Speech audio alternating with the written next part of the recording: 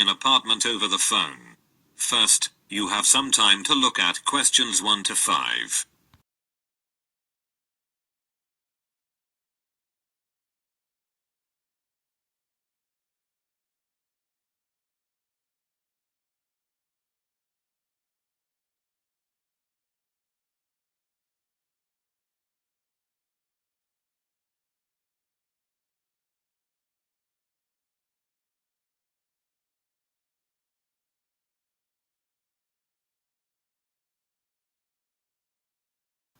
You can see that there is an example that has been done for you. On this occasion only, the conversation relating to this will be played first. Hello, how can I help you? Hello, I want to rent an apartment. I saw your advertisement about 2-bedroom apartment on Bridge Street. The woman answers the phone. Bridge Street, so the word bridge has been written on the top of the form. Now we shall begin. You should answer the questions as you listen, because you will not hear the recording a second time. Listen carefully, and answer questions 1 to 5.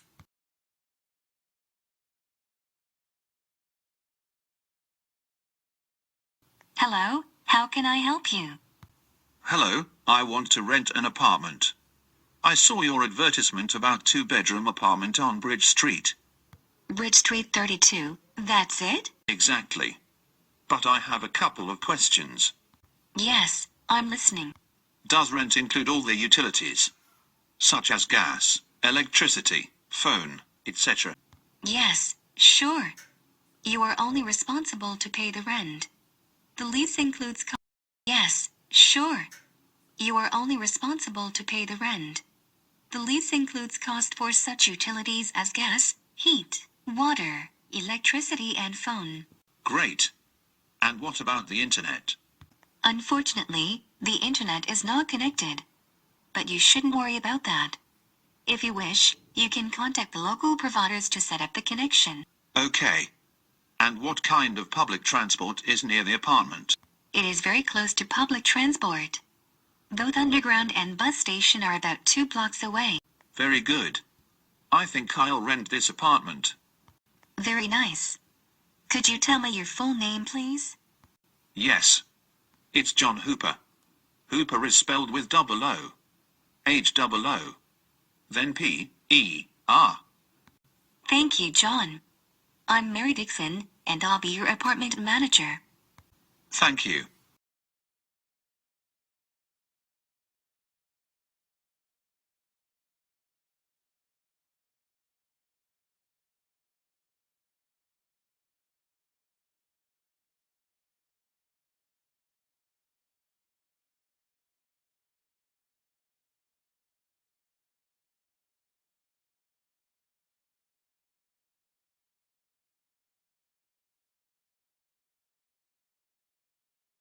Now listen, and answer questions 6 to 10. Now, we need to meet to sign a lease agreement. Okay. What documents should I bring? First, of your identity. Then, I can bring my driving license. I'm sorry, but driving licenses are not accepted. Could you bring your passport? Yes, sure. And do you require a tax bill? No, we're not requiring any bills. But you need to present your current employment contract. No problem, I have it. Anything else? Yes, we also need a reference from a friend or colleague, confirming your character. Okay. And what about a reference from an employer? We used to ask tenants for this reference a few years ago. But now we don't need it anymore. As well as your recent payslips, they are not required. Very good. I think I have all the documents. Is it possible to meet you today? Yes. Is 5:30 p.m. convenient for you? Unfortunately, I'm busy until 6 p.m. Then we can meet at 6:30 p.m. Yes, 6:30 is very good for me. I'll be at your office by that time. I think it's better to meet directly at your future apartment, because we'll anyway make a visit. Oh, you're right. See you soon. Thank you. See you soon. That is the end of section 1. You now have. You will hear the information about tickets to one of the royal palaces in London. First, you have some time to look at questions 11 to 16.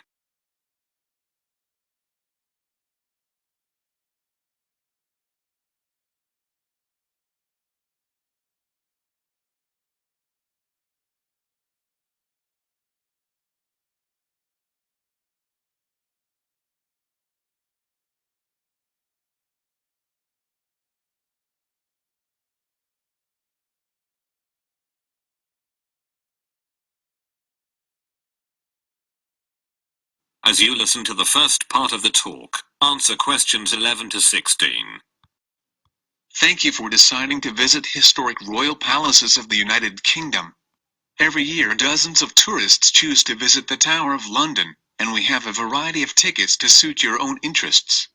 If you wish to make a single visit, you can buy a single-day ticket. This ticket enables you to visit only the Tower of London. The adult ticket's cost is £24. Children between the ages of 5 and 15 pay £18, and children under 5 can visit the tower for free. For full-time students, 16 years and over, and disabled visitors we offer a reduced tariff. If you have a reduced tariff, you pay only £19. And if you're going to make a visit with your family, it's a good idea to get a family ticket. The family ticket enables you to visit the tower and one other royal palace during one day. It costs £55, and can be used by up to 2 adults and 3 children. For permanent visitors we offer an annual membership. The annual membership provides you unlimited entry to any 5 royal palaces, and costs £107 for both adults and children over 5 years.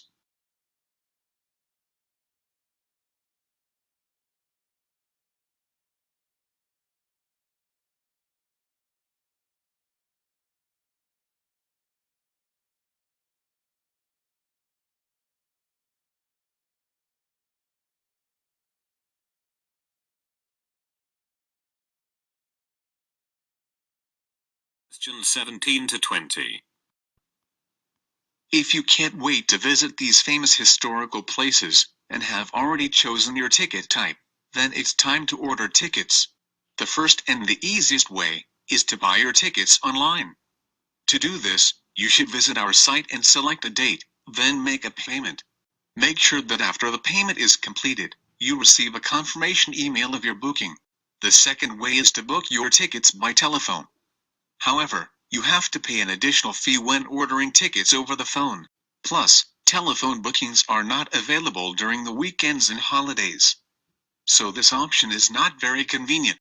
And if you don't want to plan your visit in advance, there is a third option for you. You can simply purchase the tickets in person on the day of your visit. There are plenty of ticket kiosks near the Tower of London and other royal palaces. Here 2 students discussing their new course. First, you have some time to look at questions 21 to 23.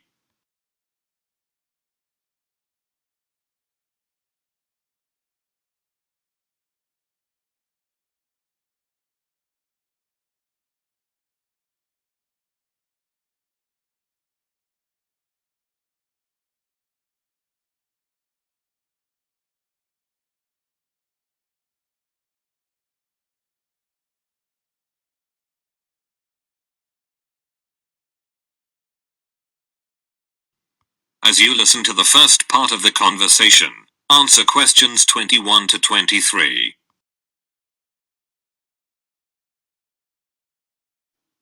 Hi, Kate. How did you like the first lecture? Hi, Julie. You mean that lecture about brand identity? Exactly. When our professor described how brand names are created. As I understood, he'll teach us practical tips and techniques to create better brands. And what about course duration?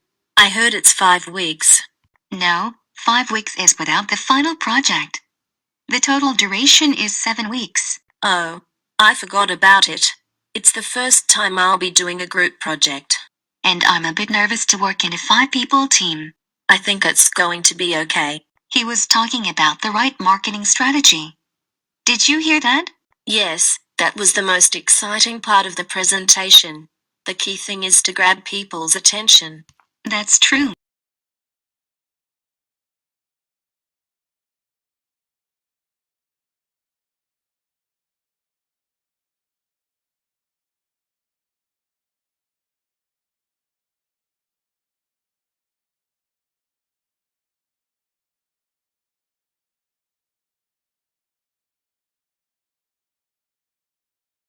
Questions 24 to 30. And how do you like the curriculum? I think it's nice. It's great that we'll be learning marketing in detail, as I've always been interested in this subject. Me too. And after that, we'll be training to design custom logos. The professor told that the curriculum has been modified, and we won't learn design this year. What a pity. The same with product management. But you shouldn't worry, they just combined these two sections into a larger one called branding. Then it's good. Moreover, they've added something called e-commerce this year. It's a great alteration, and the course is kept up to date. Online trading is so popular now. And after that, we'll learn advertising. Yes, and also analytics. Really? Won't analytics be replaced with customer attraction? Yes, you're right. I forgot about that. I think that's all. The professor also teaches a course called Business Strategies. So, we may take his other course next year. Dear. And where is the next lecture? It's in the big classroom on the ground floor. Thanks. You're welcome. Don't forget to take your last week assignment. Okay. Goodbye. Bye. That is the end of section 3. You now have half a minute to check your answers. Section 4. You will hear a lecture about the Great Wall of China. First, you have some time to look at questions 31 to 35.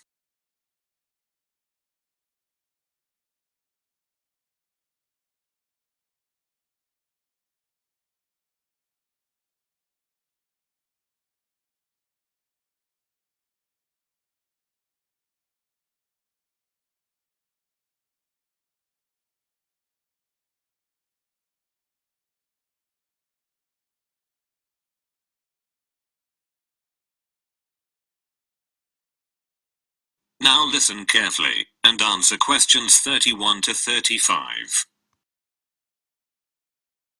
Perhaps the most recognizable symbol of China and its long and vivid history, the Great Wall of China is one of the most extensive construction projects ever completed.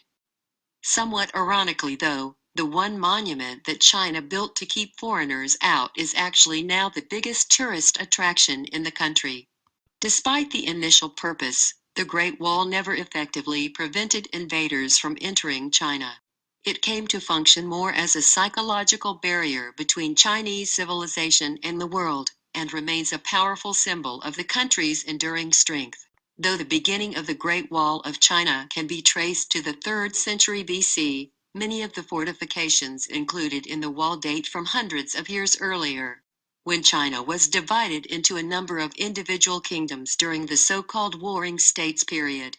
Around 220 BC, Qin, the first emperor of a unified China, ordered that earlier fortifications between states be removed, and a number of existing walls along the northern border be joined into a single system that would extend for more than 10,000 li and protect China against attacks from the north.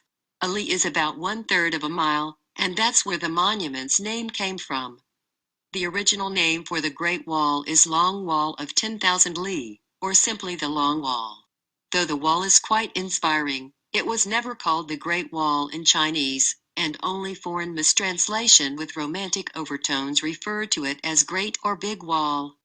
With the death of Qin and the fall of his dynasty, much of the Great Wall fell into disrepair. Much later, a series of frontier tribes seized control in northern China. The most powerful of these was the Northern Wei dynasty, which repaired and extended the existing wall in 390 AD to defend against attacks from other tribes. Despite its long history, the Great Wall of China as it exists today was constructed mainly during the mighty Ming dynasty, from 1368 to 1644. Under the strong hand of the Ming rulers, Chinese culture flourished, and the period saw an immense amount of construction in addition to the Great Wall, including bridges, temples and pagodas. In earlier centuries, the wall held little importance for the Mongols as a military fortification, and mostly served to protect caravans traveling along the profitable trade routes. But during the Ming Dynasty, the Great Wall was considered vital to the defense of the country.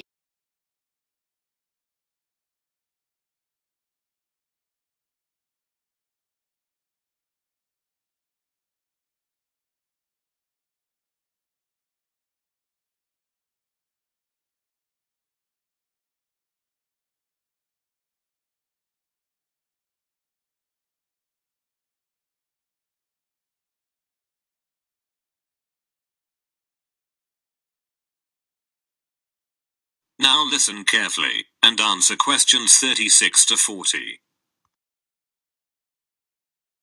Before the use of bricks, the Great Wall was mainly built from stones, wood, and rammed earth.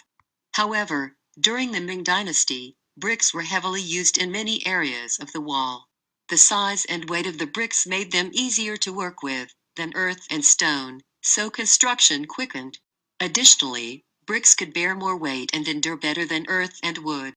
But many western sections of the wall are constructed from mud, and thus are more susceptible to erosion. That's why in many locations the Great Wall is in disrepair. A report by the State Administration of Cultural Heritage states that almost a fifth of the wall has totally vanished. In places, the height of the wall has been reduced from more than 5 meters to less than 2 meters. And more than 60 kilometers of the wall in Gansu province may disappear in the next 20 years, due to frequent sandstorms. However, the state does its best to preserve and extensively renovate the Chinese wall, which makes a considerable figure upon the terrestrial globe. Due to its imposing sizes, the wall is often believed to be visible from the moon. But it's only a rumor. The width of the Great Wall, viewed from the moon, is about the same as that of a human hair, viewed from 2 miles away. In other words, to see the wall from the moon would require superhuman eyesight. Today, the monument attracts thousands of national and foreign tourists every day. In 1987, UNESCO designated the Great Wall a World Heritage Site. And now the Great Wall is generally recognized as one of the most impressive architectural feats in history. That is the end of section 4. You now have half a minute to check your answers.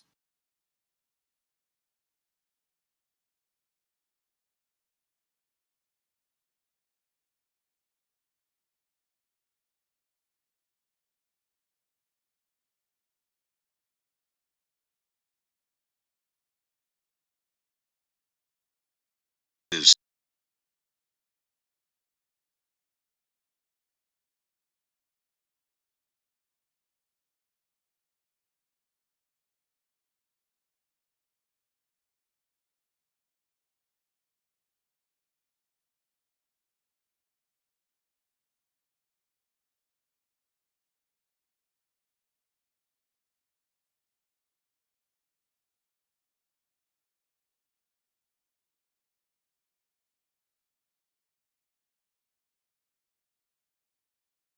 You will now have 10 minutes to transfer your answers to the listening answer sheet.